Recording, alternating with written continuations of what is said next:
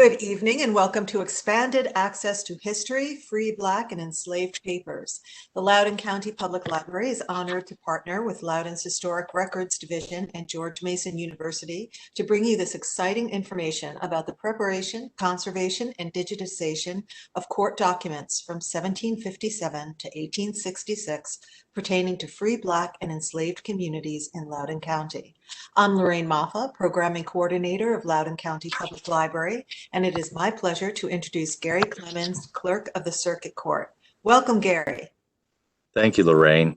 You know, when I was taking a Virginia history course back in high school many years ago, I never comprehended or imagined that one day I would be the custodian of the most valuable collection of court records in Virginia. I'm Gary Clemens, the Clerk of Circuit Court in Loudoun County. It's indeed a pleasure to be with all of you this evening. The records we have in the courthouse are very valuable and a rare treasure in Virginia, as only a handful of circuit court clerks have an entire collection of these records. We are privileged to have this entire collection in Loudoun County, dating back to 1757, when Loudoun County was first established. My historic records team and I have worked very hard to protect, to preserve, and provide better public access to valuable history as manifested through these important records. As we celebrate Black History Month in February, we are pleased to offer this virtual program in partnership with Loudoun County Public Libraries and also with Virginia Humanities. This program comes to you by virtue of a very generous grant from Virginia Humanities. I hope that you enjoy this virtual program, and we look forward to the opportunity to offer you our traditional in-person programs in the future.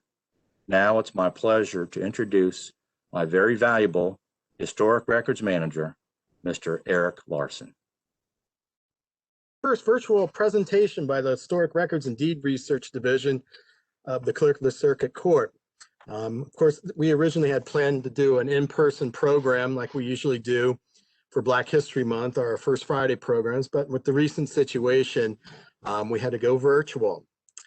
So what I'm going to do is I'm going to walk you through the steps on how we got from point A at the beginnings of the Historic Records Division back in 2004 to all the way to the scanning and of the free Black papers and then actually loading them up online for the public to view. Our researchers and genealogy people can view online for free. Our program tonight will be in three sections. The first section, of course, I will talk about how we did the program to arrange the papers for conservation and scanning and then loading them online. The second part will be how Sheri from George Mason University actually used our papers in her book and her dissertation at George Mason. Then at the end, we will do questions and answers. At the end of the program too, we encourage you to do a program survey, which you can access on the chat here tonight for feedback on tonight's program so we can see what we can improve in the future, or maybe give us ideas of programs you would all like to see in the future from the Historic Records Division. Okay, the program actually begun in 2004. That was the first year that Loudoun County actually had a division that managed all the county's historic records. As you heard earlier, Gary talked about how we have one of the most complete collections in the state of Virginia, simply because our Clerk of Court in 1862 moved our papers to Southwest Virginia, which preserved them throughout the whole 1861-1865 Civil War. And those papers came back to our county probably around 95 to 98% of our papers were saved during the war. Eric, let me we can't see your screen. Oh, really? No, not yet. Okay, sorry. That's okay. No, that's all right. So I probably need to share again. Yes. Yeah, that's what it is. Okay. Sorry about that, everyone. There we go. There. Just have to put on full screen. Okay. There we go. All right. Sorry about that. Okay, this first photograph is actually our public research room for historic records. And like I was saying earlier, in 2004, the county, with Gary Clemens' help, formed a Historic Records Division to govern and preserve the county's court records that dated all the way back to 1757. In that same year, that's when the project, not so much the project started, but when the staff at that time started to go through all the books and papers and started weeding out into categories, free black and slave papers, and then other categories of court papers as well. And you can see all these paper indexes online. Now the project's beginnings, what we found out about 2 years ago when we decided to move forward with this program, we sat down and went through all the different categories we created for the free black papers. And here in this slide, you can see that we found 447 criminal cases related to free blacks. Most of these are remaining in the Commonwealth records, which Sheri will speak about later. Another very large group, actually the largest group of papers, were free black papers that we found in our judgment packets, deeds, wills, and miscellaneous court records, over 4,000. We also indexed our birth records from 1853 to 1866 and found 280 free black births. We also found 38 free black marriages in our records and another 141 free black deaths in our death records. Then lastly, and in this slide, you'll see the record of free Negroes from 1844 to 1861. This book had over 1,100 names in it of the free black certificates of freedom that were issued by the county in that almost 20-year period. So when we started going through the court judgment packs, there were several different packets, and I'll show an example here of a packet in the next slide. But we had packets of indentured and bound out children, criminal cases, wills, deeds. These were all folded up in packets, and we had to actually go through and pull out the cases that had anything to do with free blacks or enslaved records. And then we had to go through and conserve them by flat filing them, which you'll see in the next slide. Court order books, the largest order book we had on free blacks was the one in the previous slide, which was the record of free Negroes from 1841 to 1861. And we went through that, scanned it, and indexed the whole thing. The other large court order books we went through were the birth and death records. Now these are called judgment packets. We had at the time of 2004, we had 36 cabinets of documents like this, and there were 10 drawers a piece in these 36 cabinets. So you're talking about 360 drawers of judgments. Basically from 1757 almost up to the Second World War, this is how documents were stored in Loudoun County as well as other counties in the United States as well as in England. When the case was finished, they were folded up and put into packets that represented the court session that the final hearing on the judgment was done. And you can see on the other side of this, on the right-hand side, that is another storage unit. That storage unit had all the deeds in it, and there was over 114 drawers of deeds we had to go through to find records of free blacks and enslaved. So what we had to do is we had to go through each packet. Okay, now we've all heard about government red tape. Where that saying comes from is these judgment packets were tied up usually in red silk, which meant red tape for the government. So we actually had to take these apart, unfold them. And many of these documents hadn't been unfolded probably for 150, 200 years. Once we unfolded them, we placed them in a humidity tank. We placed them there overnight. That just applied enough humidity or moisture to the paper to take them out the next day and then put them under a weight such as the one you see here, or a book, and it would flatten the papers out. The next step is once they were flattened out, you see the tools on the right-hand side. These are some of the tools we use in our conservation work for in-house conservation.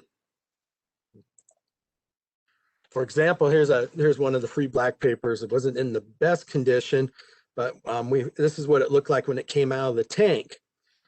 In the photograph to your right, this is John Fishback, who many of you may know, was the former historic records manager. He still volunteers, and he does much of our in-house conservation. So he would take these documents, and you see him working with just a small iron. He irons out the creases, but he also takes what is called like rice tape or rice paper, and he can apply it to the documents like the tears you see up here, and applying heat to it will actually will actually put the document back together. The tape is not harmful, and if it has to be removed, you just heat it up again and remove the tape. Probably a quarter of our documents that we pulled out of these judgment packets, we had to do some type of in-house conservation to get them ready for scanning.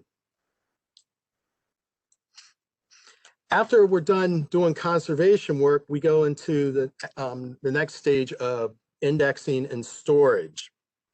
Now, if you notice each file here, each free black paper has its own file, and we assigned it a session number, which you see up here in the corner. And then we also put the name of the free black here. And then down here, we put where the certificate of freedom number and where it actually originated from. This one actually originated, I believe, in Fauquier County, Virginia. For slave records, what we would do is we would usually put the owner's name at the top, and then we would list the slaves that this person had in his inventory and also assign that a number. Once this file folder is completed, then we store it in document boxes. Now all this material, the folders, the document boxes, everything is acid-free and are purchased from archival companies that supply libraries, archives, and libraries this type of material to store documents in. This particular box is one of 6 free black document boxes we have in our storage unit of records we pulled from our judgment packets. Okay, once the storage and the file has been created, staff then goes into an Excel spreadsheet. And what we will do is we will put the person, in this case, this is a free black index. We would put the person's name, age if we had it, certificate number, any characteristics, physical characteristics that may be in the certificate themselves. Also, we put miscellaneous names and relationships. For example, we have some free blacks, a lot of free blacks, especially females, where they list her children in the certificate as well. So we would actually list the names in this column as well as indexing the names on this side. So once this is completed, then we move to the next step. We knew we were at the end of our project preparing the papers for scanning. So what we did a little over a year ago is we reached out to the Virginia Humanities. It's out of the University of Virginia. It's a statewide and federal government supported program for institutions like us to provide programs and preservation and conservation to our documents, our exhibitions on important history moments in Virginia. What we found out when I got the final invoice back a few weeks ago, of all those papers in the 6 boxes, document boxes, we had 9,686 pages of records that were scanned.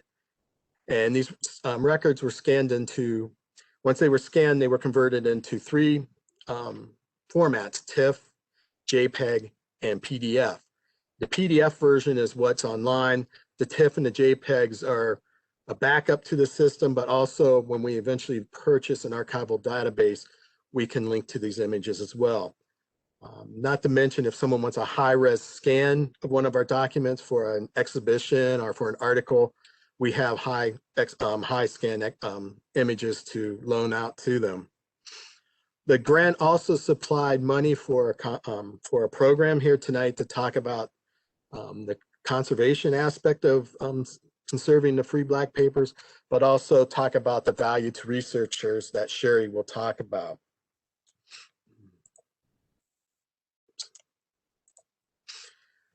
Okay, once we got approval for the grant, which was last summer, we had already reached out to Crawley, who had given us the estimate for the grant, and we shipped our papers up to Frederick, Maryland. Crawley is a highly respected scanning company who does work for the National Archives and the Library of Congress, as well as other archival institutions. And we have a long history working with them. What they did is they took those documents, those 9,600 pages, and they scanned them in at 300 DPI. So they're nice high-res scans for folks to view. Once the project was done, like I said, they converted them PDFs, JPEGs, and TIFFs. Okay, so we got the images back about a month ago, the proof.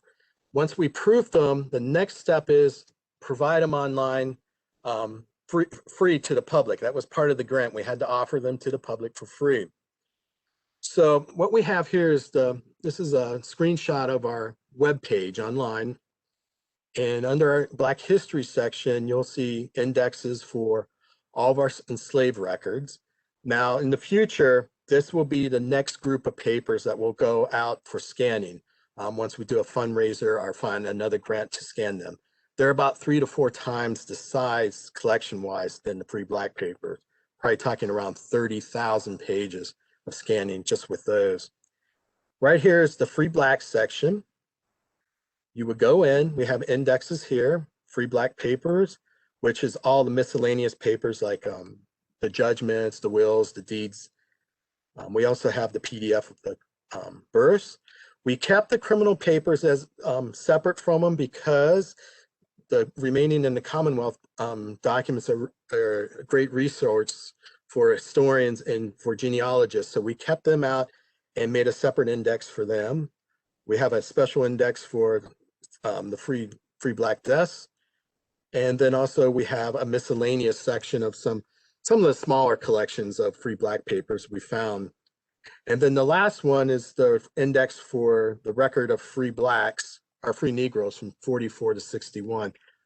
Those are probably the most in-depth records we have on freedom certificates in Loudoun County. Most of them give physical characteristics, also who freed them, and other family members that were freed at the same time. So it sort of gives us a family genealogy in some of them. Now, what we did is we took the images and then we divided them up into sections. Whoops, sorry. And we divided them up into periods to search in. And I'm going to go to the website to actually show you. Eric, can you tell us exactly what the how to get to the website? Is it okay? So it's up there, right? Okay, I'll type that into the chat box for everybody because a couple of people were asking. Okay. So this is the actual live page of our website. When you click on the indexes, you can see it pulls it up, and we have them, the names in alphabetical order. So what you would do is you go through and say you found Charles Adams from 1851. What you want to do is take this accession number, 1851-02, and then, okay, and then go into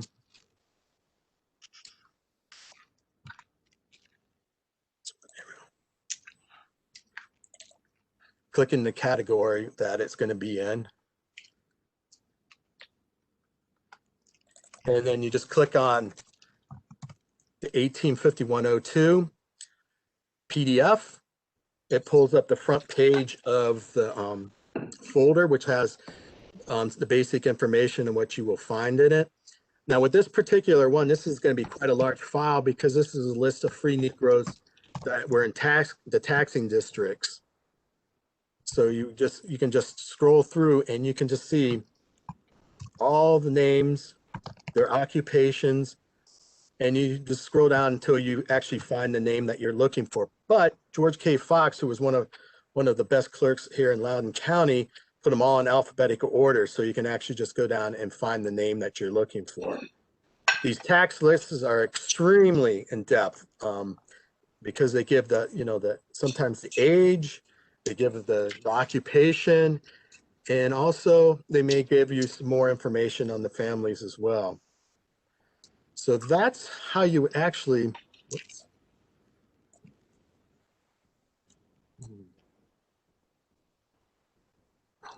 Okay. So that's how you would actually do it. You would just find the number, go into the column, and then just pick out the PDF that you want to look at. Now, in the future, what we're planning is we're going to purchase an archival database somewhere down the line within the next year. So that will actually, this will actually turn into a searchable database online where you could actually just plug the names in. Right now, this is what we can only do on our website is by just putting those indexes, and then actually have to go to the PDF pages themselves to pull them up.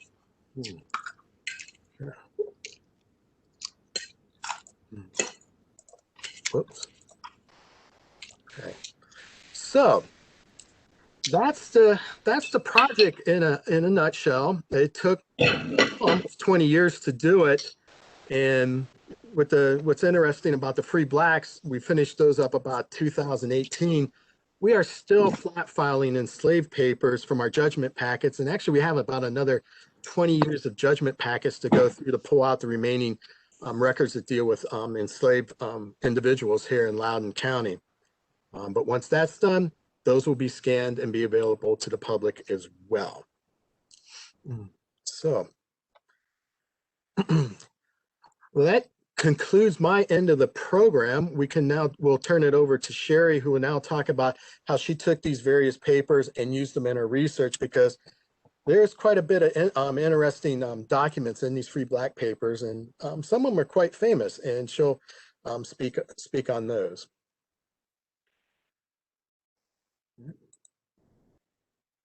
Hi, and good evening. As we see that I'm becoming the presenter here, I'm going to get my slideshow loaded. It's so nice to see everyone tonight and to be here.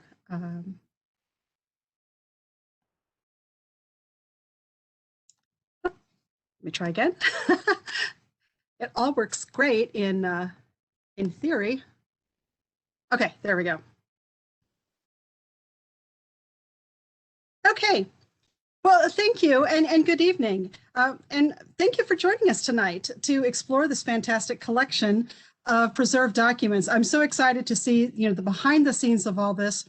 I've had a few years of working with the documents in person, and just to hear the story of how they've come together is really pretty incredible. I want to extend my thanks to Gary Clemens and Eric Larson and all their teams of dedicated archivists and volunteers for their tireless work to preserve and make public these incredible documents. I'd also like to thank Lorraine Maffa and the Loudoun County Public Library for coordinating this event tonight. My special thanks goes to the Virginia Humanities for their financial support of this digitization project and for their dedication to preserving the past and to making the past visible in the present. Well, the Free Black papers offer a wealth of information to family researchers and historians alike. In these slips of paper and the written documents, we see stories of freedom and surveillance and networking and resilience by Black Virginians. It's important to understand, though, that these documents were created by white Virginians in their official capacities. And embedded in these documents are constructs of racial language, privilege, and relative power as products of their time, yet we still see some of their echoes. And like I said, through my dissertation work and my current research, I've had the privilege of working with these papers and the collections in person as part of my research on the lives of free and enslaved persons of color. And tonight I'd like to share some of these powerful stories of persistence and family with you tonight. So as Eric mentioned, that there are quite a few sources that are contained within these free papers. And there's five main collections here. We have the tax records, the records of the free Negroes of 1844 to 1861. And again, throughout this program, I'll be using the language of the documents themselves, even when that language is no longer appropriate for modern ears or modern audiences, but to understand the context of the time. We also have the massive miscellaneous papers collections, the criminal papers, and the death records. And each of these collections have been indexed, as Eric mentioned, and you can find them here. And I've got the website located here as well. So take note real quick, start uploading it, and I hope you'll already start enjoying these sources. But each of these clues offer different kinds of information about the lives and the lived experiences of Black Americans in Loudoun County. So I want to take some of these stories out of the records and show how we can use these records to understand the broader context of antebellum America.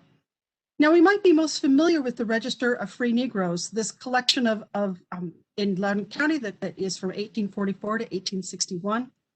And these were created to provide documentation of a person's free status. And as seen here in the register for Cornelia E. Hogan, these registers provide tons of information about how the person acquired that free status, whether it was by birth or through manumission, gives some of the physical characteristics, and often provides family relationships. And in this case, Cornelia was purchased by her father, Patrick Hogan, and later manumitted. And he has a wonderful story here in our records. But we also see, and it's in these the places that we least expect to find information about family members and the free Black experience, that we often find the most details about a person's life. So when you go through these papers, you really get a sense of the fragility of the documents, like this scrap of paper that's from the miscellaneous papers collection. Though limited in words, this slip of paper from 1850 records the family history of a woman named Betsy Rust and her children, and even hints of her parental lineage by providing a former surname of Cross. Now, the change in her surname from Cross to Rust may mean a host of things, but it could indicate that she has a spousal relationship. Now, the key purpose of providing this kind of information to the clerk of court in what was called the Certificates of Freedom was for Betsy Rust to assert her freeborn status and to document the freeborn status of her children. Yet their status could not be accepted by the court without the affirmation of a white person who could bear witness to the truth of Betsy's statement. In this case, Isaac Eaton corroborated her story. Now, Betsy Rust's process of making her claim to freedom was part of the enforcement of the racialized law of status, which was first codified in Virginia in the year 1662, in which the freeborn or enslaved status of the child of color followed the status of the mother. We call this partus sequitur ventrum. And Rust's claim to freedom in this certificate also reveals the long history of the documentation and surveillance of Black lives. In this case, also through Virginia's 1792 law, which required free and emancipated persons of color to register their status and residence in their town or country or county. And we see in these certificates the role of reputation and how performance of freedom could be leveraged into legal status. We also see how free persons of color forged and maintained support networks with influential persons, often white, to help safeguard their status. So in this example of a certificate of freedom, in 1822, Betsy Going is certifying her free status with the Loudoun court through an affidavit provided by Solomon Littleton. Littleton certified that he knew Betsy's mother, also named Betsy, and that the daughter was now married to Peyton Going. Now, this is important genealogical information. In this file, and the status of Betsy Knighting Going, the mother was also affirmed with a previous certificate filed for her mother by Armstead T. Mason, the grandnephew of George Mason of Benston Hall. Mason's scribbled note, along with his influence as a member of the Mason family, helped to secure her status as a generational inheritance of freedom. And we see in the language of these texts that Littleton and Mason, quote unquote, always understood or, quote, had sufficient reason to believe the free status. And it's important to recognize the racial power embedded in these documents. that the word or oath of a white person could affirm or deny a person's claim to freedom, and that common knowledge or perceptions in the local area carried as much, if not more, weight than paper records. So I'm always fascinated by the language in these documents and what it tells about what people knew about everyone else, what they suspected they knew, and what they were willing to support. Now, in a third example of family stories and networks that are created by free women of color, we see the story of Millie Butler, who drew upon the neighborhood networks cultivated during her childhood in Colchester, Virginia, which used to be a thriving port town along the Occoquan River, but now is located in the shadow of the I-95 bridge. But Millie Butler contacted a white woman named Susanna Massey, who at the time was living in what was then called Alexandria County, to recount Butler's family history to a local magistrate to affirm her free status. Massey, quote, made oath on the holy evangelists that she had known Millie Butler, a Black girl, from her infancy, who's about 25 years of age, of a middling size, and something pitted with the smallpox, and that she knows she was born free in the town of Colchester, and she further swears that she was well acquainted with her mother and her grandmother, and that they were both free people. And this is dated August 22nd, 1807. We can surmise that Millie Butler grew up knowing her mother and her grandmother, or at least that Massey knew the three generations of Butler's family, and that Butler maintained enough contact with Massey to go to her when her status or security was in doubt. We also see in these details something of Millie's personal appearance and her history with smallpox and her age. Millie's story does not disappear with this one document, though. We catch a glimpse of her life in 1851, when the Commissioner of the Revenue, John Whedon, recorded her gender, age, and occupation in this list of free Negroes over 12 years of age for his district. Millie Butler, born free in Colchester around 1782, according to Susanna Massey, may have been a bit younger or older than the 80 years recorded by Whedon, yet in a society concerned with personal industriousness, it may have been perceived as more acceptable that a person of 80 was, quote, too old to work. And we'll return to the topic of work and industry shortly. And this seems a good time to explore the tax records and see what they can reveal about family history and the lived experiences of persons of color. Now, we may think of tax records as, that inevitable August task, or maybe sooner, or just as tallies on a page or lists of names. And some of you may be familiar with the microfilmed personal property tax records that are available at the Balch Library in Leesburg. Now, I've read through all of the personal property tax records from 1800 to 1860 for my research on patterns of slave ownership. And it can be a bit tedious, yet often you find a most gem of information where you least expect it. And I would encourage you to take a second look at tax records, especially the lists that have been created to track and identify free persons of color in Loudoun County. The tax lists of 1851, 1855, and 1857 reveal a ton of information about free persons of color in antebellum Virginia. Loudoun Commissioners of Revenue typically recorded each person's age, gender, and occupation, though in the margins you might find additional information about their residence, their emancipation history, or their family relationships. For example, if we look in Jonah Taverner's a list of free Negroes above 12 years of age required to be listed by me according to law, end quote, and that's the title of this document. If we look at the year 1851, we learn a fascinating story about Ellen King's path to freedom. A Taverner recorded that after the death of her enslaver, Joshua Hogue, Ellen was sold to Joseph Bruin, who you may recall was the notorious slave trader who operated his domestic slave trade business on Duke Street in Alexandria, Virginia. You can still see the building today. Now, Ellen was at the prime age to meet the burgeoning demand for enslaved laborers in the Deep South, and Bruin may have paid a high price to acquire her.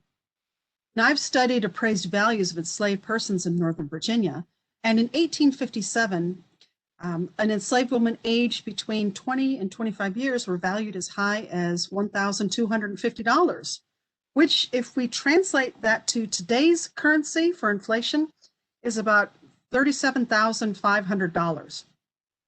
Yet in a competitive market, those prices could go even higher. Yet rather than being sold into the Deep South, Ellen's abroad husband. Now, let me explain that an abroad husband is, or an abroad wife, meant that they did not live at the same place. So they may have had to travel abroad from one enslaver's house to where the spouse lived. Well, according to Tavener's notes, Ellen's unnamed abroad husband, who was also enslaved, arranged a deal with his enslaver, Samuel and Janney, to purchase Ellen from the slave trader, Joseph Bruin. This is rather remarkable because, by law, enslaved persons could not enter into legal contracts, nor could enslaved persons technically own property. Yet this did happen, perhaps more than we can fully account, in Loudoun County and in other places across the South. Now, Ellen's story makes us think about the meaning of death of an enslaver and the trauma of sale to a slave trader. Yet it also shows Ellen's resilience and how her enslaved husband marshaled communication and family networks to remain together as a family. We can applaud the ingenuity of Ellen's husband to negotiate a deal to save his wife, using his ability to sell his and her future labor and economic potential, and then to convince his enslaver to broker a deal for Ellen's purchase with the slave trader, known to be heartless. Now, if you recall the story of the Edmondson Sisters, perhaps one of the origin stories for Uncle Tom's Cabin. Well, the Edmondson Sisters were incarcerated at Bruin's slave pen in Alexandria following their failed attempt to escape to the north in 1848 aboard the ship called the Pearl. And Bruin's determination to sell the girls for profit into the New Orleans sex trade as fancy girls is also part of why we could imagine how frantic she was to get away from his jail, and also how she was able to then cultivate through her abroad husband and these networks some kind of reprieve from what would have been a horrific fate. So think of the determination here. Think of how the couple must have worked to accrue the funds to reimburse Janney for her purchase. The equivalent of $37,500. That is a lot of money. And this is at a time when daily agricultural laborers might earn $1 a day. And afterwards, once they had repaid off the purchase, that they still might have continued to accrue money together in order to purchase the freedom of Ellen's husband. These short 4 lines in this tax record convey such a deep and emotional story. Well, I also want to talk about how these texts and these documents are seen as texts of trauma and represent the surveillance that happens in antebellum communities. So these text records tell the story of surveillance, and laws required that county officials like the clerk of court and tax collectors gather information about the residence and employment history of persons of color. Tax data on employment attempted to identify the industrious members of the community and their sources of income. Now, to better understand the significance of these tax lists, it's important to know how age, gender, and race influence the meaning of personhood in antebellum Virginia. White men entered the annual personal property tax list at the age of 16 years in order to count the number of men tithable or taxable and to meet the annual apportionments of the county levy. This also created a list of eligible and available white men to serve in the militia or on slave patrols. On the other hand, enslaved children entered public record keeping on the personal property tax lists as well, starting at the age of 12 years old.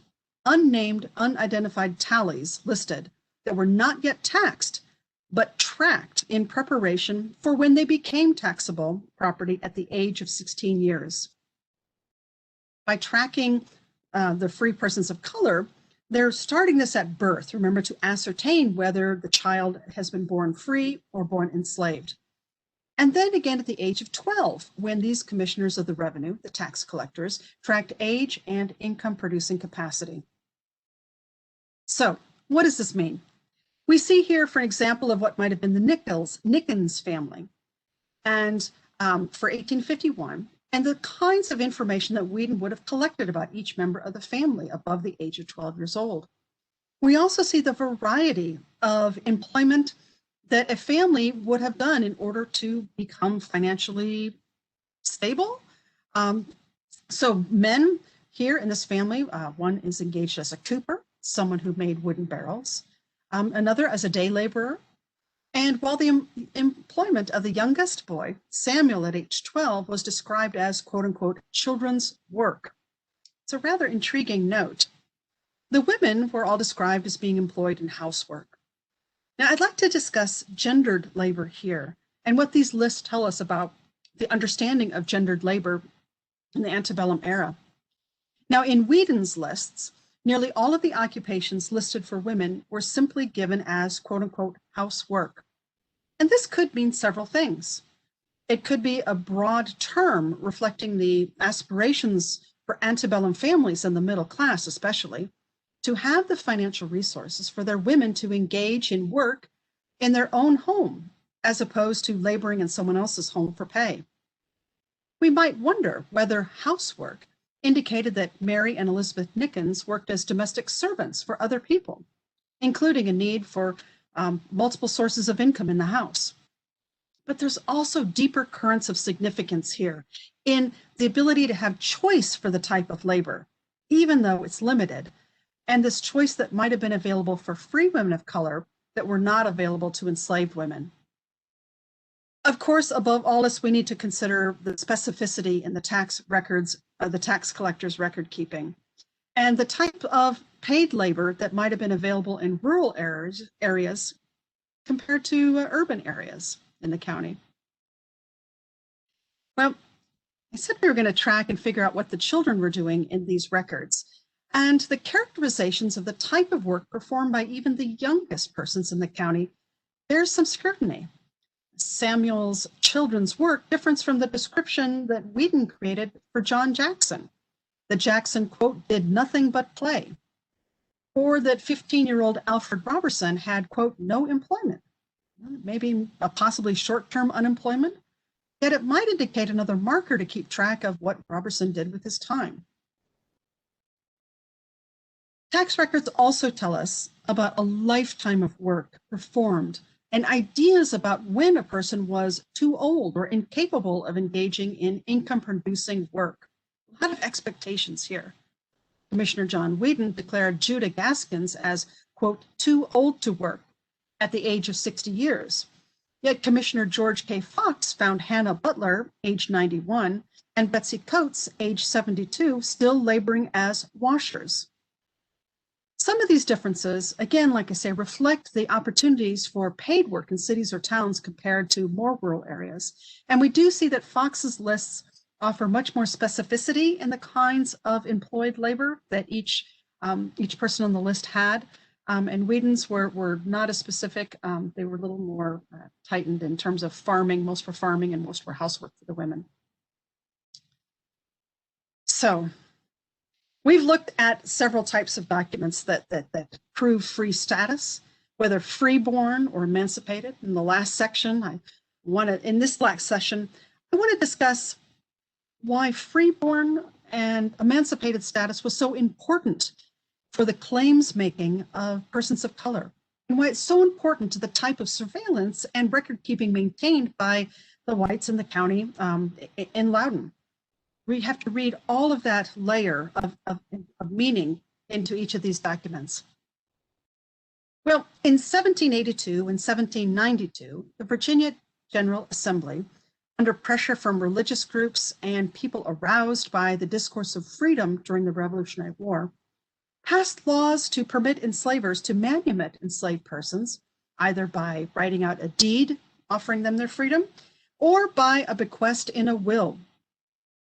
Now, this led to quite an influx, quite an adding of free persons in Virginia.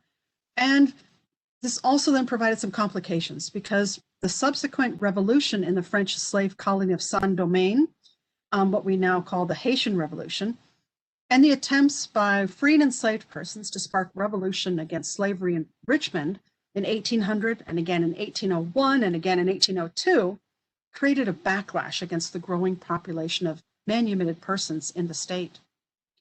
On January 25th, 1806, the Virginia General Assembly passed a law that stated, quote, that if any slave hereafter emancipated shall remain within this Commonwealth more than 12 months after his or her right to freedom shall have accrued, he or she shall forfeit all such right and may be apprehended and sold by the overseers of the poor of any county or corporation in which he or she shall be found for the benefit of the poor of such county or corporation. This provision limited residency in Virginia to only 12 months following emancipation. Therefore, to fully implement and adhere to the law, local courts developed stricter measures for tracking manumission and free Black residency. Now, scholars have argued to what extent this law was fully put into practice, or whether it was only sporadically enforced. And my current research tries to determine how much of an effect this law had. And I'd be happy to talk with you more about this during the Q&A portion of the program. For now, though, I want to take us and offer a case study of the experiences of one person, George Henry Turner, and how we can see through his lived experiences what the effects of the so-called Removal Act of 1806 were. On March 8, 1858, Richard McCarty appeared before a grand jury in Loudoun County to give evidence as to the time when George Henry Turner was manumitted and when he turned 21 years old. Now, the provisions of the 1806 Act allowed manumitted children to remain in the Commonwealth of Virginia until they reached the age of 21 years. At that point, the 12-month residency clock began to count down. The grand jury and the Commonwealth's attorney, Charles B. Tebbs, heard evidence and found the presentment of Turner's status a true bill, meaning that Turner would be indicted for the crime of remaining in the state of Virginia without lawful permission, and the court ordered Turner to appear. Now, Turner marshaled his resources. He hired an attorney to represent him in court and through his lawyer made a motion to petition for permission to stay in Virginia, as allowed by law. This entailed notifying the court and the magistrates of Turner's motion, at which time the court then would order that the justices of this county be summoned to attend the next June term of this court for the purpose of considering the question of permitting said George Turner to remain in this state and reside in this county, end quote.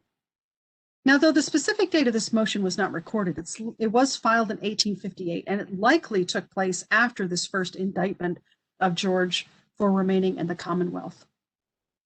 Now, as I said, this notice had to be posted, and here is a copy of the notice that was posted on the front doors of the courthouse of Leesburg. As such court notices were often typically placed out there for a period of at least 3 weeks as a public presence, as a public notification, so the community could reply to Turner's motion. Now, Turner did not just sit back and wait for things to happen. He did his part to gather the support for his claim to residency in the county. He or his lawyer circulated a petition and gathered the signature of 54 residents who pledged their support for George Henry Turner's petition for permission to remain in Loudoun. One of the petitioners was actually Jonah Tavener, who may have been tracking Turner's employment over a period of time as part of his jobs as the county revenue commissioner. The petitioners in this, the 54 men, affirmed that, quote, they were acquainted with George Henry Turner, a free man of color, and that from his industry, sobriety, honesty, and general good character, they consider him a useful member of the community in which he lives. Even at the age of 22 years, Turner knew that he might be subject to scrutiny under the provisions of the 1806 Removal Act. So he faced the double burden of first establishing himself financially and navigating within a society suspicious of his race. The 54 petitioners attested to the significance of reputation through these face-to-face contact and the daily experiences. And in the absence of any opposition, such a large support for Turner may have helped him win his day in court. Yet, there was opposition. There was opposition to Turner remaining in the county. A counter petition signed by 48 county residents stated that the petitioners, and again here I'm using the language of 1858, that they, quote, respectfully represent to your worships that this said Negro is in their opinion unworthy of having this privilege granted to him, and therefore ask that you will reject his application. The petitioners claimed that Turner, quote, was strongly suspected of aiding and abetting in the escape of slaves from the county, and at a time like this, they declared, when the most reliable portion of our slave population are without any apparent difficulty making their escape, we think that none against whom there is a well-grounded suspicion should be encouraged or even permitted to remain in our midst. I have to let that sink in, because on one hand, we have 54 residents who might applaud Turner's demonstrated character, right? That sobriety, that industry, that honesty. Yet the whiff of suspicion in a time when the threat of runaways and kind of the unraveling of the power of the slavery institution is making people a lot more jittery, turned another 48 people and the court eventually against him. Turner's petition failed, and the county court ordered Turner to appear in the August court and again at the November court as the case continued in the county court system. Now, a charitable way to interpret these court delays could be that they were allowing Turner time to make arrangements for his future. In some cases, often those of women who were put up for trial for remaining in the Commonwealth, women who had young children who may be yet enslaved, a plaintiff in these removal cases might forge an understanding with someone who would purchase them, effectively returning that person to a state of slavery. And by 1856, Virginia law allowed manumitted persons to petition for permission to re-enslave themselves as an alternate to forced removal from the county or to a forced sale by the county to an unknown new owner. Well, in Turner's case, he was called to appear once again at the June 1859 court to, quote, show if anything for himself, and whether, quote, he hath or knows to say why the said court should not then and there proceed to pronounce judgment against him according to law. This was their final notice and warning. The outcome of the Commonwealth v. Turner for remaining in the Commonwealth, contrary to the law of 1806, was recorded as noli prosequi, the legal term meaning we shall no longer prosecute. The court dropped the case, and a clue as to why may be found on the back of the last warrant issued by the clerk of court for George Henry Turner to appear at this June 1859 court date. When Jonah Tavener, now serving as the deputy sheriff for Loudoun County, went to serve Turner with the warrant dated March 28, 1859, that would summon Turner to once again appear in court, Tavener recorded that Turner was, quote, not found in my bailiwick, in his jurisdiction, and that Tavener believed that Turner had apparently removed to the state of Ohio, as I am informed and believe. Now, there are more than 270 criminal court cases against manumitted persons, as Eric spoke about in the opening, on this charge of remaining in the Commonwealth against the law. These represent the bulk of those criminal cases levied against free persons of color between 1800 and 1860. The first one appeared in 1818, and then they appeared quite regularly after 1827. So many of these cases, after a period of time, sometimes up to 3 years of revolving through the courts, were declared noli prosequi, meaning that the plaintiff perhaps could no longer be found, or that the court had indeed just decided to cease litigation. These cases remind us that freedom was never guaranteed in Virginia, and yet Black Americans fought in the courts and in their neighborhoods to make it their right. There are so many stories in these free Black papers, these brief scribblings of family history, the memories of previous generations, the links to the community, their networks, and their moments of courage. And by reading their stories and acknowledging their presence, we honor Black Virginians, we honor their struggles, and we honor their presence in our history. I look forward to taking your questions in the Q&A, but now I'm going to turn it back to Eric to talk to you about a quick survey that we'd like to take. Thank you.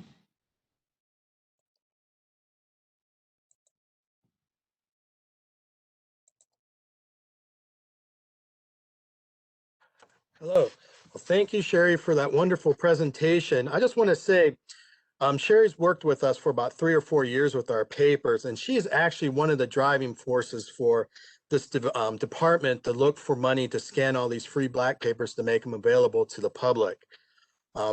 This program will be available online after today. So if you missed anything or you have friends or researchers who want to take a look at the video, you can actually come to our website and look at it.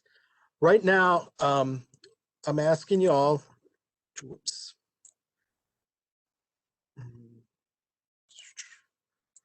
There is a form that I can't seem to pull up right now. There's a form that's embedded in the chat, and it's a survey form of tonight's program. I strongly encourage you to fill that out, be honest with us, ideas for new programs. We use this form not only for ourselves, but it's also used by the Virginia Humanities to help with any future program or grants that someone may apply for in the future. So I strongly encourage all of you to fill that out. And with that, we can head to our question and answer session. Okay, so I'm just going to go down the list and ask the questions in the order that they were sent to us. So just give me 1 second. Someone wrote in the beginning, just so you know, that his 5th great grandmother is Lucy Triplett, a free Black woman in the 1820 Loudoun County Census. Isn't that cool that he's still here? David, if you'd like to say anything, please let me know, and I can unmute you if you have any stories to tell us or information about your great-great-great-grandmother. Well, I really appreciate the presentation, and frankly, it was just pure luck that I even became aware a week ago that it was happening, and I thought, hey, free Black, I have a very strong suspicion that I have a free Black great-grandmother, and so I'm excited to see all the records and appreciate the presentation and additional resources that I can now dig through. So thank you so much for putting all that together. You're welcome. And give me 1 second, everybody. I'm sorry, there's just so many comments, and I'm trying to. So Alicia Cohn is a member of the Black History Committee, Friends of the Thomas Balch Library, and a member of the Local Heritage Commission. And she said she would say a few words to us. So I will unmute her microphone in just a second.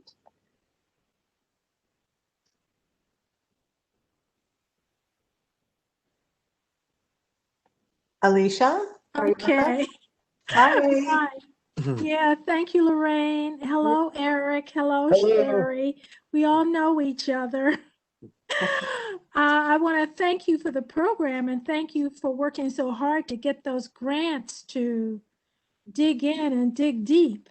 And I hope that more Loudoun County citizens or those who are located here in Loudoun County or those who are spread across the country take advantage of looking at all that you've done. And I'm glad this is online so I can spread the word as I talk to people who said they didn't see it. I can tell them they can go back and take a look at it. So that's on the Loudoun County level. On my own personal level, because I'm researching genealogy on a line that was free out of North Carolina, I always look for anything that has to do with free people of color, because you find that the laws are almost identical, especially between Virginia, North Carolina, and South Carolina, they just all rippled. When one created a law, they just moved into the next state, and then from the went to North Carolina, then from North Carolina, South Carolina picked up the same law. So anybody who lived in those areas who were free, they were almost under the same, what's the word? Forms of control, I guess, as you were talking about, Sheri, the continuous surveillance and control, even of free people. I think it was Ira Berlin, the late Ira Berlin, who said that free people of color were without a master. They didn't have a master. They were supposed to be free, but almost any form of behavior could criminalize them. So it's just interesting as I live in Loudoun and move around Loudoun to hear these stories and to see these documents. And Eric, I look forward to the courthouse opening up again so I can come in and touch and feel, right, Sheri, some of these documents, the reality. So anyway, I thank you very much, and I will complete the survey. Great. Thank you, Alicia. It's good to hear from you. Yeah. Oh, I do, before I finish, I do want to mention this all ties into the theme for Black History Month is the family. And it kind of ties in with the forms, the family, representation, identity, and diversity. And for most of you, you may be aware of the Association for the Life and History, African American Life and History, and they set the theme. So this ties beautifully into that for people who are doing research on their families. So thank you again. Okay, thank you. The first question, any burial records for enslaved Blacks? Not in the court records. If there's any burial information, it would probably be in maybe the death records, but I haven't seen actual burial records for free Blacks or enslaved in our records from the courthouse. You may want to look at the Balch Library because they do have an online database for cemeteries. Actually, Loudoun County right now, mapping division along with other divisions within the county of Loudoun are mapping and documenting both free and enslaved cemeteries across the county. So I would keep your eyes open for more information coming out on free Black and enslaved cemeteries here in Loudoun. Okay, and how does one search by name, or is it what you said about waiting until it is in a database? What you can do now when you look at our indexes, I know it's somewhat convoluted. Our indexes are online, they're in alphabetical order. So it starts from A and goes all the way to Z. So if you're looking for, somebody with the last name Jackson, you can just go to the J's and then just see all the names under Jackson. Take a look at the Jackson that you may want to look at, maybe a Samuel Jackson, and you'll see a session number, which is that 5 or 6 digit number. And you take that number and then you click on the image link below the free Black indexes for the time period you want to go to, and then you just go to the PDF and click on it. I know this is convoluted, but right now this is the best I can provide to the public. Like I said, further down the line, we will have a database, and also my IT staff's looking at ways that we can actually link the indexes themselves and to our images in Laserfish with the county. But everything's there. It might take a little time, but just having the material there online for anybody to look at, you can copy it to your heart's content. You can download it in PDF files and format, and it's all there for the public to view. And that's the goal of this whole grant program, is to provide it a more open access to these records. And I'll add in something if I could too, that just the search patterns that we use is not always, do free persons of color have a first and last name in the records? Sometimes it's just a first name. So you have to really search for a lot of different things. You might be able to find the name of an enslaver. And then by searching through the enslaver, you can find additional information about that person that you may not get if you're only searching for a first and last name.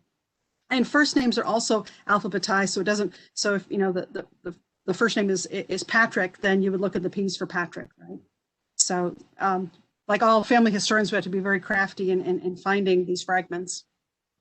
And with these spreadsheets online, you can also do a word search. So you could just put find and just add in, Patrick or John or something, and it will just go down through the list and list everyone by that name. So you can actually do a word search on these indexes as well. Okay, I have two questions about the criminal papers. I'm going to ask them together. Are the criminal papers for actual crimes, or do they include all the false accusations? And then were most of the criminal records related to failed attempts to escape? Actually, most of them are with remaining in the Commonwealth, but yes, we do have criminal cases of, stealing, assault charges. I think we have some arson ones, but the vast majority of them are these remaining in the Commonwealth cases. The reason why we kept them separate is because there were so many of them. We wanted to keep all those with all the criminal records as one grouping instead of separating them. But yes, when you go through the index, you can look, and yes, there's actual crimes, sentencing to the penitentiary.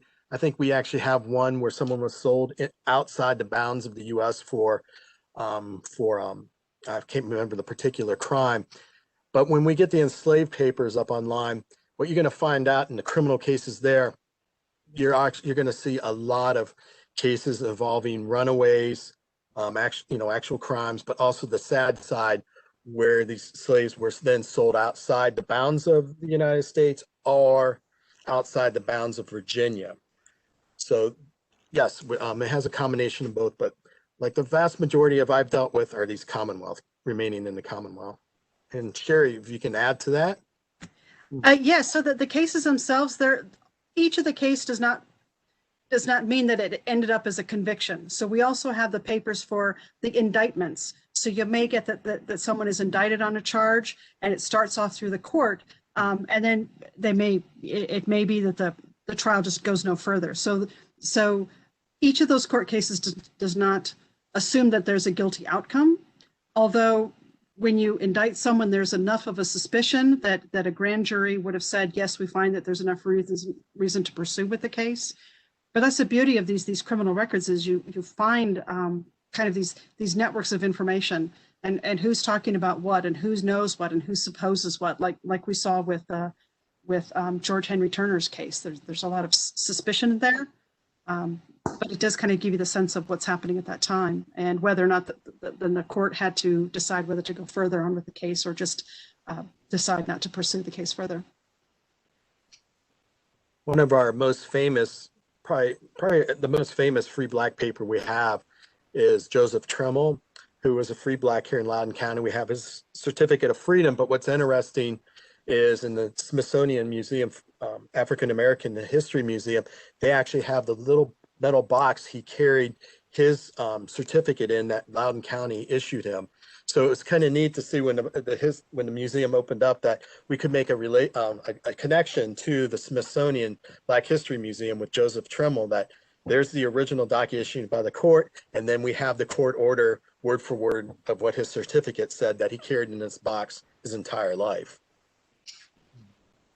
And I think to add in about some of the cases that we see, some of the interesting ones that I see are for enslavers who quote unquote allowed their enslaved persons to go at large as if free.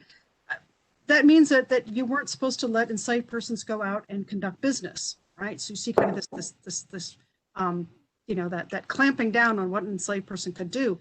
You also see that sometimes there is charges of vagrancy if they couldn't determine that you had employment, or if that you're trading with enslaved persons. That was also considered a crime. So we have to sometimes really expand our thinking of what criminality meant in the 1800s and the 1700s. and also what the laws of the state were, and how they were then put into action through the court county process. Okay, thank you. I'll read this question as it is. What does the date indicate? For example, is 1808.01 issuance date January 1808? Okay, the number we assign to the documents doesn't necessarily mean the case or the freedom certificate, our judgment actually started in 1808. Usually the date we are adding that we put on the record is actually the ending date to that judgment or record. So if you go back and look, especially with the material Sheri was talking about, a lot of this material started 2-3 years, some of them even up to 12 years before they were finalized. So the date you're seeing is actually the last year of that particular judgment. And that's that's how we do all of our records. We always use the last year when the judgment was finally rendered, you know, either against or for or against the individual. So 1808 is the year that the case finalized. 01 or 2, those numbers you see afterwards, that's just a number we added because as we add to that year, we go 1, 2, 3, 4, 5. So in some years we may have up to 30 to 40 documents of free black papers in just a single year, and they get larger and larger as you go up in time towards the late 1850s. Okay. How were these records converted to civilian status after the end of slavery?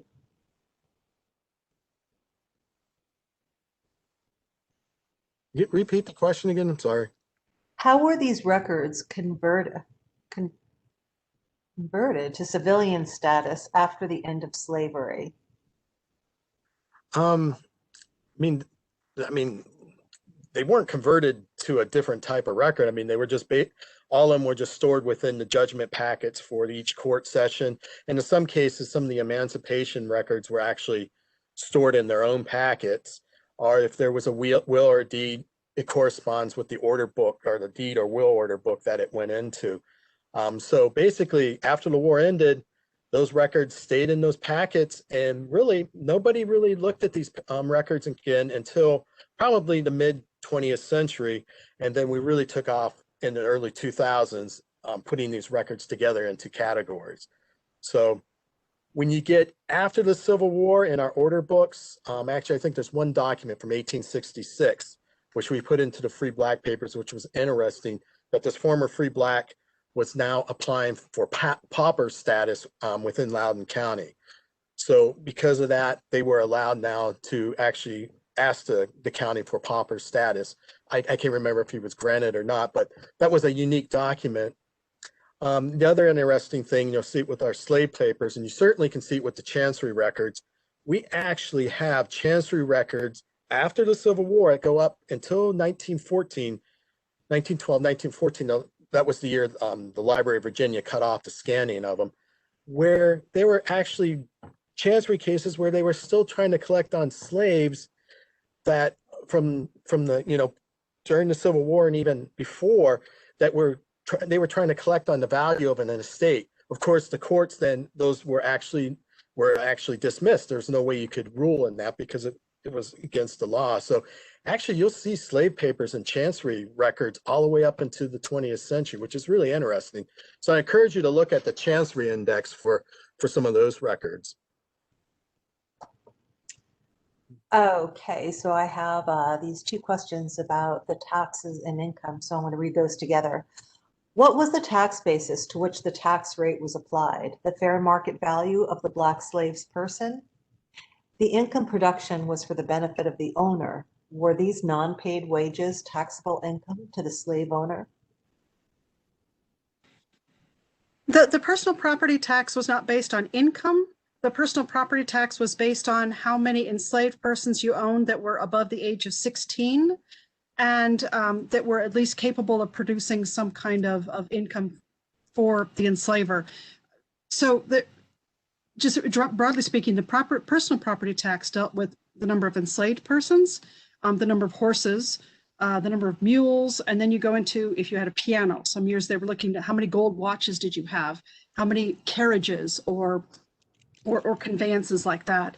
That was the tax base. And so there was a judgment for some of these property things, like a pianos were taxed at a certain rate, gold watches were taxed, you know, at $25 or $50 watch, or clocks were taxed on whether they were, you know, the $20 clock or a wooden clock or a gold clock. There were kind of some standard rates set at that, but it wasn't based on income. And so for enslaved persons, first the property tax records start tracking the number of enslaved persons that the householder had that were between the ages of 12 and not quite 16. They weren't taxed, but when they become 16 years old, then they were taxed at a rate of sometimes 75 cents a person.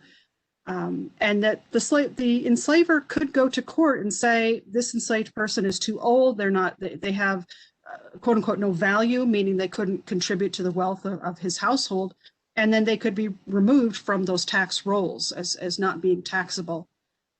But free persons of color also had to pay like a poll tax of $1 a person. And so that's where you also see in tax records lists of people who were unable to pay their tax. So free persons of color were more unfairly taxed because they had this additional poll tax to pay. In addition, if you were a free person of color and perhaps you owned your wife as an enslaved person, or you owned your children as enslaved persons, you also then were taxed on those family members that were yet still enslaved, but that were owned by you. And of course, however many horses you had, or other pieces of these tangible bits of property. So it wasn't necessarily an income base. That doesn't come until much later. But you do see how wealth was determined in the society. Horses, slaves, watches, pianos, carriages, right? Does that help answer your question? I'll let you know in just a second. In the meantime, did Turner have to pay court fees every time? Perhaps this was an expensive process. Yes, so they do track how many times that court warrants were served. And sometimes we see in a case of remaining in the Commonwealth that the Commonwealth attorney with his magistrates decide to drop the case if the plaintiff will pay off the court costs. And you'll see that when you go through the indices for the criminal papers, and you see a case that's remaining in the Commonwealth, how many times that the case ends up as a noli prosequi, that we've dropped the case, or that they've dismissed the charges, or that the charges were discontinued once the plaintiff pays off all the charges of the case. I have my own suspicions about this. Typically in Loudoun County, you may have these court processes that go for 3 years, a cycle of 3 years before the case is just eventually dropped. If you think about it, every time that someone has to send out a warrant to have a witness come to court, every time that witness has to say, oh my gosh, I've got another day or 2 days to travel to Leesburg and to sit at court, after a while they may just say it's not worth it any longer. The court process has served its purpose of giving notice to a free person of color that they are on the radar. So there's a lot of ways, and that's part of what my research hopes to get into, is looking at how on these small scales in counties are free persons of color navigating through this court system, what options were available to them. In many cases, if the case ends, you'll see that little statement that says they're no longer here. They've left for Ohio, or that they can't be found, which could be a code saying that the sheriff just really doesn't want them to be found.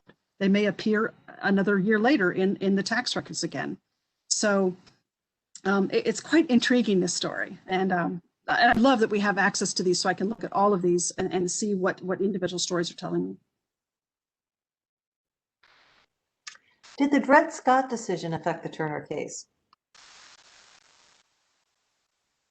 I'm sure it did, because Dred Scott says that that the free persons of color were not citizens, that enslaved persons were not citizens, and the Virginia law of removal from 1806 said that free persons of color really weren't citizens. They didn't have that right of residency. So by the time you get to 1856, 1857, 1858, there's so much happening in terms of the pressures to maintain the institution of slavery. You see so many pressures against the institution of slavery, the number of runaways. In the opposition petition to Turner, the petitioners were talking about how here in 1859, it is so common that even our most reliable enslaved persons can just walk across the border and escape, right? There's this, Loudoun County had this terrible fear about patrolling along the Potomac River and about boarding off any kind of access to the Potomac River. People that had boats or any kind of shipcraft had to have them locked up because that fear that it was just so easy to get across to Maryland and go on. So we do see that just the tension of the times. You see more crimes happening in terms of arson. There's these spate of a few years where just arsons were happening all over Loudoun County, and that again, it's that there's an arson in one place and there's a runaway happening someplace else, or there's an arson because someone is not, happy with their conditions of enslavement. So I think it all has to do with this reckoning of how do you maintain control in the institution of slavery when you've got all of these moving pieces. You've got enslaved persons are running away, you have free persons of color who are arguing for their rights, and you have 200 years of Virginia history not wanting there to be persons of color in the state, right? That all comes together. Thank you, Sheri. Is there a plan, such as the Library of Virginia's Making History program, to transcribe these records in the future? One program, Virginia, Untold African American Narrative, is a collection of court records that is in the process of being transcribed by volunteers. This program will provide readable records for upcoming genealogists who cannot read cursive. Yes, we actually tag onto that program at the Library of Virginia. But interesting thing about the Library of Virginia, they just received a federal grant that will actually hire a project manager. And what they're going to actually do is they're going to take the counties of Loudoun. Okay, there's 126 clerk of circuit courts in Loudoun County, clerk of circuit courts in Loudoun in the state of Virginia. All 126 of those jurisdictions, most of them have records pertaining to free blacks and slavery. So what the Library of Virginia is doing, the Library of Virginia actually governs all of our conservation and preservation and care of the court records. So I actually follow their guidelines. I get money from them to conserve papers and order books. And what they're going to do is they're going to go to the clerk's offices around Virginia, and they're going to try to scan and build a database where you can have the entire state of Virginia's free black and enslaved records accessible to anybody on the World Wide Web. We're actually working closely with them, and I believe we're probably about one of the first counties in Virginia that actually has all of our free black papers scanned. And then, of course, the next step is the enslaved papers. So I would keep a close eye on the program at the Library of Virginia. They've been working on this for a couple of years, and I believe this is going to be a wonderful program because they got two outstanding people who work there who wants this program to succeed. And the grant they received is a nice size grant for them to actually start this program.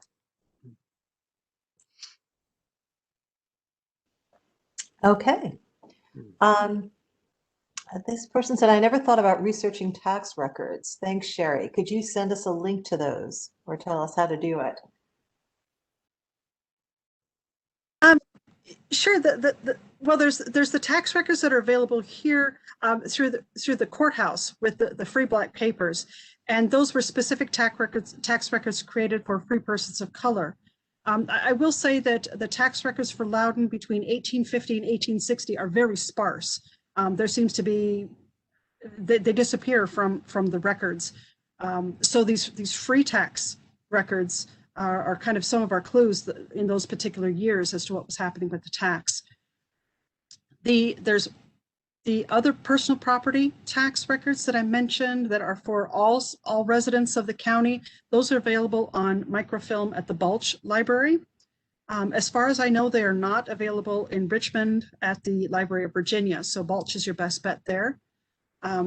So what you get to see with the tax records, and you saw in some of the images I showed, these handwritten records that were created specifically for that, that tracking and keeping track of how many free persons of color there are. you will see between 1800 and 1860, I can't remember the specific years, but there are certain times in those records where free persons of color are separated out as a segregated list, if you will, of people who had paid tax that year. But these specific records that we have in the free black papers from the 1850s, those are tremendous. You won't. That's a great place to start. So, but I can put my email into the chat, and feel free to send me an email if you have any questions about this, and I can help kind of guide you to something or give you some tips from my tax thing. What I ended up doing was sitting in Balch and just turning the hand crank on the microfilm, and I was tracking the number of enslaved persons compared to the number of residents for that 60-year period. So I have a lot of time in chair, as we say, doing research. Okay, Eric, I think you mentioned Joseph Tremmel earlier, and this gentleman is saying this woman is saying Joseph Tremmel is her husband's third great-grandfather, free black Loudoun resident. So we have a lot of ancestors going on tonight. My blood family is from Northern Virginia, but I'm encountering difficulty with research because Virginia and West Virginia used to be one state.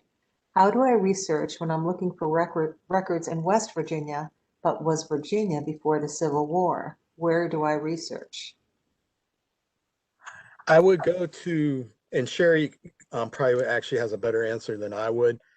I would actually, when people ask that question to me, I usually have them go to the counties within West Virginia to see what they have in their records.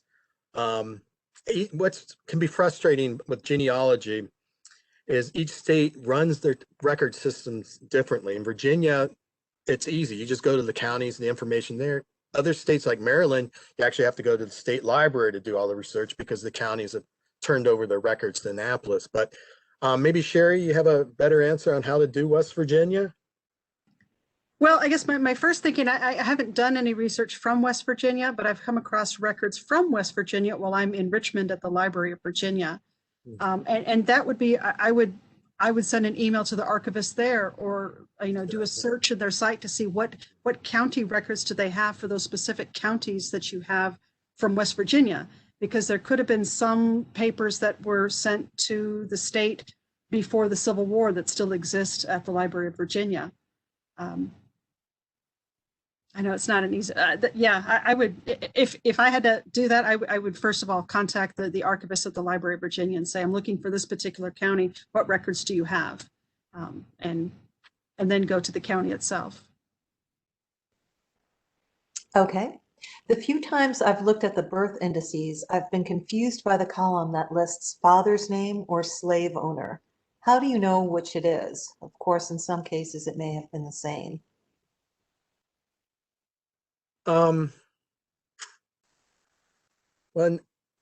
actually, if you could have that person just email me that question, let me take a closer look at that. I know what she's saying, but I need to really look at the index, and then I can get back to her with him with a correct answer. I know sometimes when I'm thinking about families, that I also will do that sort of that backdoor of looking at the census records and see if the person's name comes up on the census records, to see if I get a little more information about who that person might be.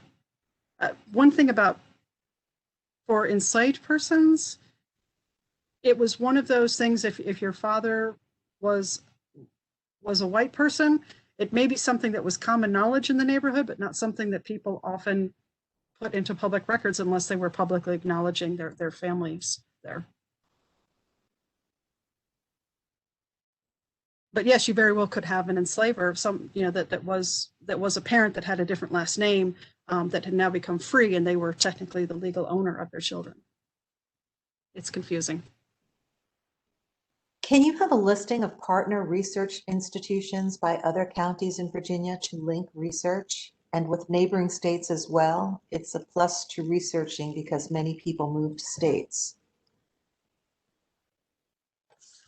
I mean, we work closely with like Fairfax County and Prince William, simply because they're the other two counties that actually have a historic or archival department like ours.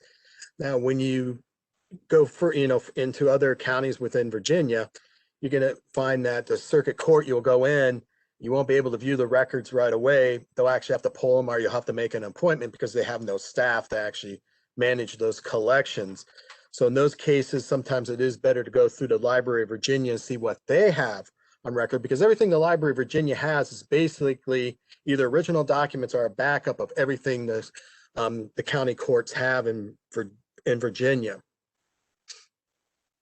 But working with other jurisdictions outside of Virginia, not much. I mean, really, some of the places we've worked closely with is actually the Zanesville area of Ohio, simply because so many former slaves or free blacks moved to the Zanesville area.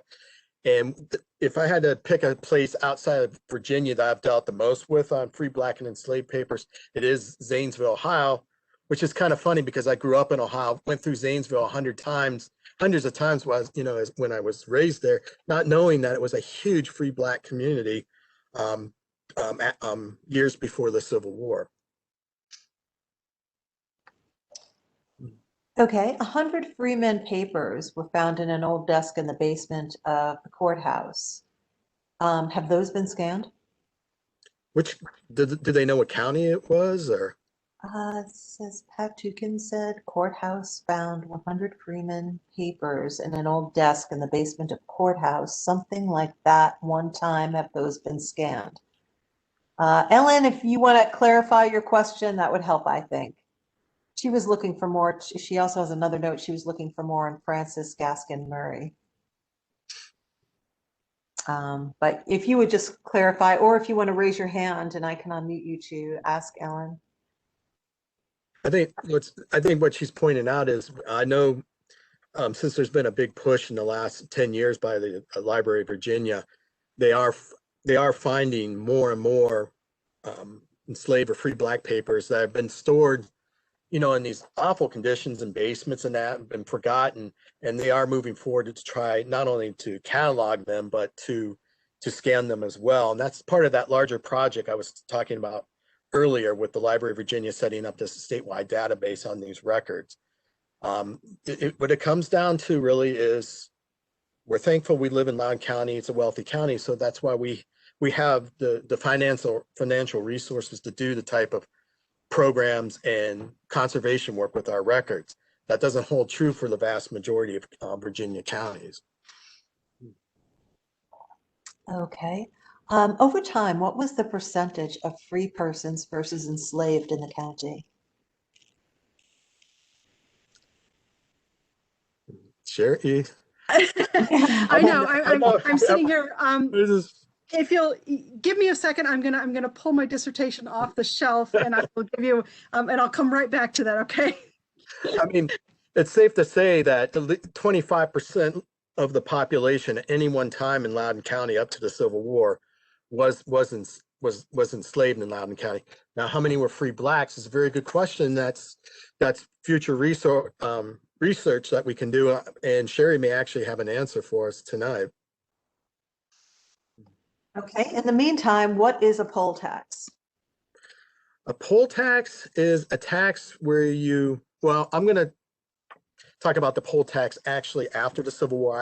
I'll let Sheri talk about the poll tax before the Civil War. Poll tax, for most of us, is a tax you had to pay to gain the right to vote. And those were prevalent in the South after the Civil War.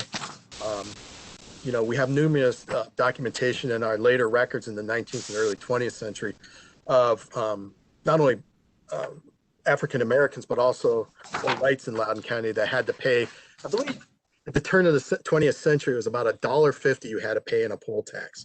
Now, Sheri can clarify what is the poll tax prior to the Civil War. So in my understanding, it's $1 per person. And that seems to be just a standard $1. It doesn't change, it doesn't fluctuate, it's not based on how much income or property the person has.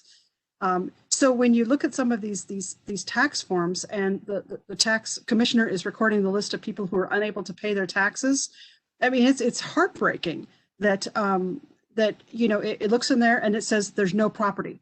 There's no property. And that means that there's nothing that they can take from your property to pay off this tax. The unfortunate consequence then is that even as a free person of color, your labor could be sold until you earned enough money from that labor, forcefully hired out to someone else to pay off the taxes you owed. And as a worst case scenario, Virginia did have that law that if you weren't able to pay your taxes, you could be resold into slavery. So that was the significance, you know, for persons of color on why taxation was, you know, why this record keeping and why this, you know, tracking down was so difficult, because it really, for them, was not just, I'll pay it next year, no big deal, which may have happened to white persons. They could have just accrued that debt and maybe at some point would have to pay it off. But for enslaved persons or free persons, you could that year be put up on the block in front of the courthouse and then sort of your labor auctioned off until you could pay off what you owed the county. Yeah. So I did look back at my records here, and the free black population as a percentage of the total county population for Loudoun starts off, you know, about 1% in 1790, and it goes up to a high of about 6.5% in 1840. And then you see it dropping down to just a little bit, like about 5.6% of the total population in 1860. So you do see this, you know, from that high point in 1840, that there is a reduction by the time you get to the start of the Civil War. Kind of in real terms, what that means is that Loudoun County in 1790 had a little less than 200 free persons of color that were recorded in the census records, mind you. This is where I'm pulling the data from. By 1860, that number was about 1,200 and maybe 50. So there is tremendous growth. And out of the three counties I looked at my research covers Loudoun, Fauquier, and Prince William County. And Loudoun by far has the greatest numbers of free persons of color across time compared to Fauquier and Prince William. And there's reasons for that. I think you know, a lot of people assume that it's the Quaker presence that helps sort of mitigate the worst abuses of the institution of slavery in Loudoun County. But yeah, so I hope that answered the question about population. Overall, so that the population of free persons of color was a very small portion of the population. Even at its greatest point, you know, 6.5% of the whole population. But yet you could see from these cases how closely that they were monitored in terms of when they became free, when they were manumitted, how old they were, what age they were, what kind of employment they did, where they lived. It's really telling about the society at the time.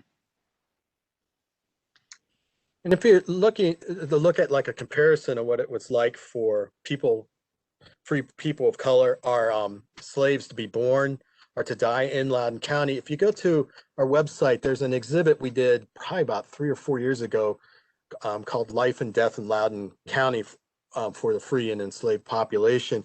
What I did, I actually took all the names of free blacks and enslaved from our death and birth registers and actually broke them down into age categories like they would do, you know, and records to see what the percentage of deaths were among, you know, age 1 to 3 or within the first year. If you go in there, I actually have a chart and you can see, you know, the percentage of free blacks and slaves who, you know, how, when they were born, the percentage that died, and then actually compare them then to the white population. It's the early years were quite disturbing for free and enslaved individuals here in Loudoun County. So I would go take a look at it. It's a PDF program on our exhibit site on our website.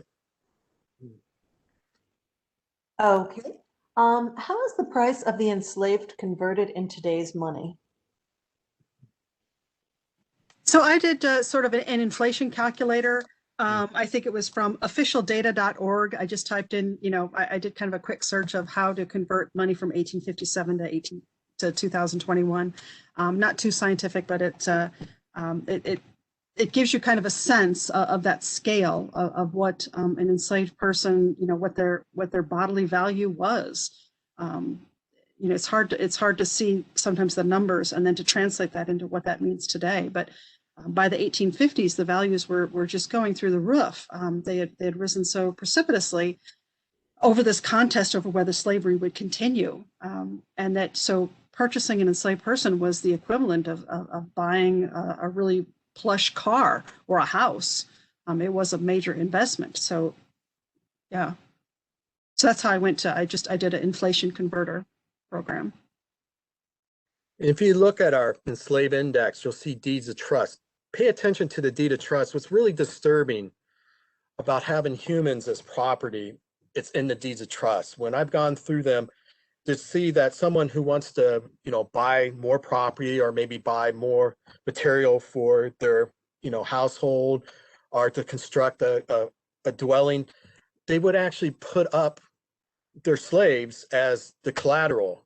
So a lot of times you see them fail to meet the deed of trust. So the person who was holding the trust had, of course, would come in, take those slaves, and then he could sell them off to pay off that deed of trust.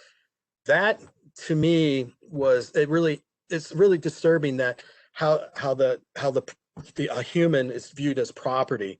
And then in these deeds of trust, you would have, you know, and then Sheri mentioned it earlier, you would have horse, furniture, dishes, 2 male slaves, and then other material. They were just like added right in with the rest of the property. And this is interesting because as you gradually go forward towards the Civil War, you see more and more of these deeds of trust where slaves are being put up as collateral for the individual to borrow on his estate.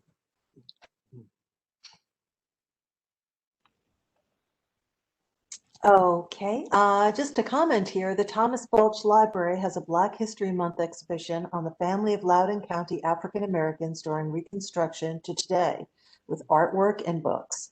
It's been extended to March 25th, and you have to call for an appointment and details due to COVID. I'll copy this message and post it in the chat so people can see the phone number. What do the census records record?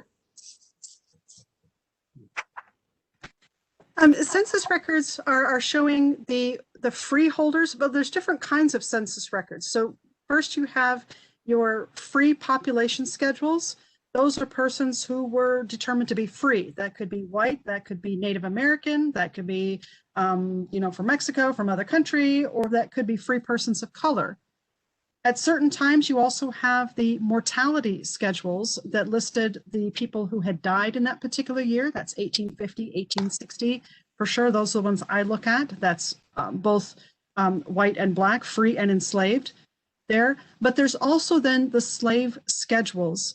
And those are in 1850 and 1860 for slaveholding states that give the name of the householder and then gives a tally mark. It will say the age of the enslaved person. It will say the gender of the enslaved person, and will have a determination of race, whether the enslaved person is B for black or M for mulatto in Virginia. So you don't ever see the names of enslaved persons in these census records. Before 1850, look at the general population schedule where there will be categories for the white free persons in the household, male and then female. And then you'll have tally marks for the number of free persons of color, male and female at different age levels. And then you have tally marks for the enslaved persons, male and female at different age points. So it's really hard to find enslaved persons in those records by name. Every now and then you'll get lucky. I think Loudoun County had a census taker who wrote in some just wonderfully detailed information about the enslaved persons he came across when he's doing the slave schedule. Some that were, he noted particularly people who were over 100 years old or who were very, very old. Some of them that had remembered the Revolutionary War, or some that had met Jefferson or Washington. So the census records, the slave schedules for Loudoun County have also have some delicious little details, but it's much harder to find. You won't find names in there, highly unlikely, unless it's some sort of marginalia thing, a note that's added in. Okay, were poll taxes levied only on blacks, or was that both whites, or were both whites and blacks required to pay a poll tax. Now, and I may be miscategorizing this tax as a poll tax, because when we think about poll tax, we think about the connection to having that ability to vote in an election.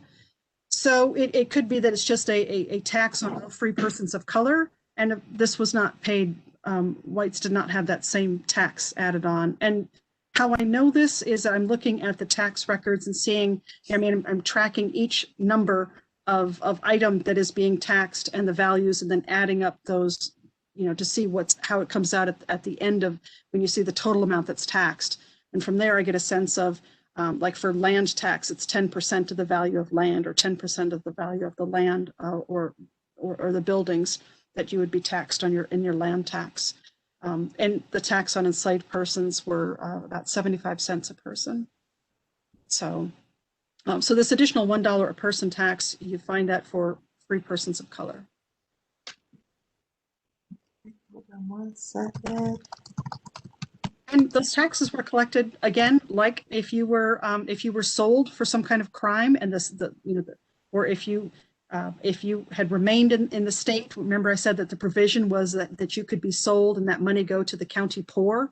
Well, that's what the taxes for the free persons of color. It went to support the poll tax. It went to support the poor people of the county. It went to support the literary societies of Virginia.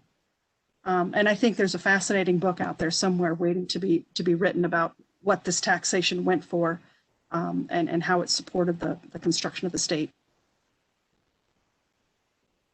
Okay, can you list the name of the book or article, Life and Death of Free Blacks in Loudoun County? No, actually, that's it's actually an online exhibit we did Okay. back in, I think it was 2016 or 17. Mhm. An excellent book on slavery and free blacks in Loudoun County is Brenda Stevenson's Life in, what's the title, Sheri? Life in Black and White. Yeah, Life in Black and White. I'll type that into the. Mhm.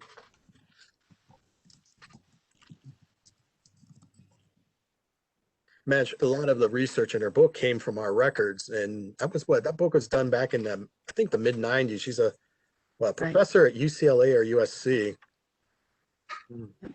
It's a fantastic work, and It really is.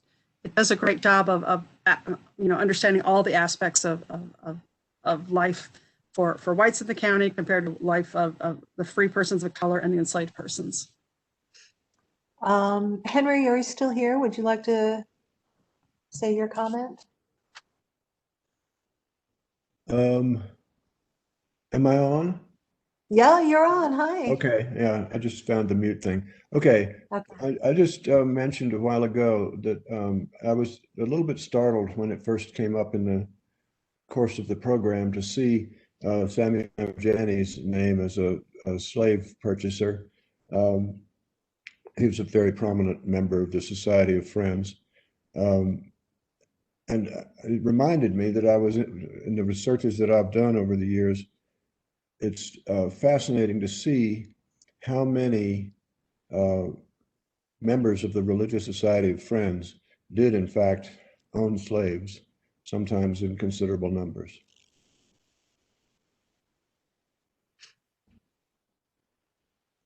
Actually, it brought to mind, there's an interesting chancery case that has to do with the Colonization Society.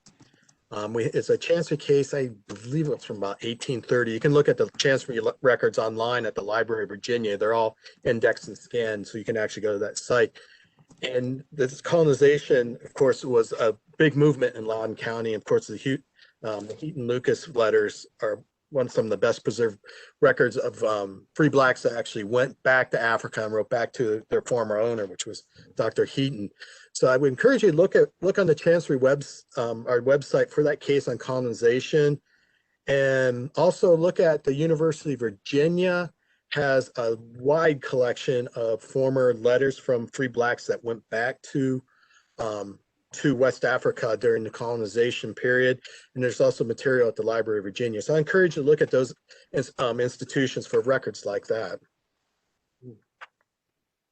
And also, I posted just the name of the book is escapes me at the moment, and I don't see it readily here on my shelves. But Glenn Crothers wrote a book about Quakers in Northern Virginia, including Loudoun County and as far into Alexandria. And one of the things that he discusses is this practice of Quakers that by their religious faith weren't supposed to be slaveholders, but yet some of them did purchase enslaved persons as a path to freedom.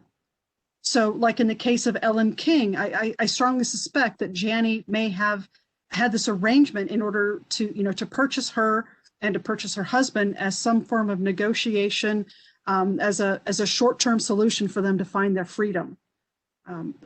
You find the Janney name popping up here and again in records of, not slaveholding in order to support some kind of plantation like we may think of in the Deep South, but this sort of a temporary, or what we might call a nominal ownership, or to, sometimes you'll hear in the vernacular of the day, to quote unquote stand as master, meaning that technically they still were enslaved, but yet they were out there, they were conducting business, they were earning money, they were, hiring themselves out without having the master tell them that they needed to do that. And so we do find these cases of enslaved persons who have that kind of negotiated freedoms, and often, you may find that when they're under the ownership of Quaker owners. Interesting, thank you. A comment, the poll tax list I have, which is early 20th century, is mostly whites and very few blacks. So it's just a comment about the poll tax. So again, and I may have the total, tax law is not my first language in Virginia history. And so it may not be I may be totally misusing that term here for the time of, prior to the Civil War. But there was a tax specifically for free persons of color. So I will definitely look into that and see what that is, because definitely after the Civil War, when you're talking about the rights to have access to the election booth, in the election box, that was something that wasn't guaranteed for, wasn't even guaranteed for all white people too. So the poll tax has a much more contextual definition when you get after the Civil War in the early 20th century. So thank you for pointing that out. Eric, can you give a little bit more direction on how to locate that chancery tax that you were talking about? I can type it in here. The colonization chancery case, or? Yes. If the person's interested, have them email me, because I can't think of the name offhand. I know it's from about 1830, so I would need to go back and look. And I believe the plaintiff is, or the defendant is, the Colonization Society. But it escapes me on what the case is, or what the actual names, the defendants and plaintiffs are in the case. Okay. And I just typed Eric's email in there, but it's eric.larson@loudoun.gov for those of you who would like to follow this up with a question for him. And any other questions? I'm going to put this link to the survey in here one more time. It really is helpful if you take 5 minutes to fill out this survey. There you go. And any other questions?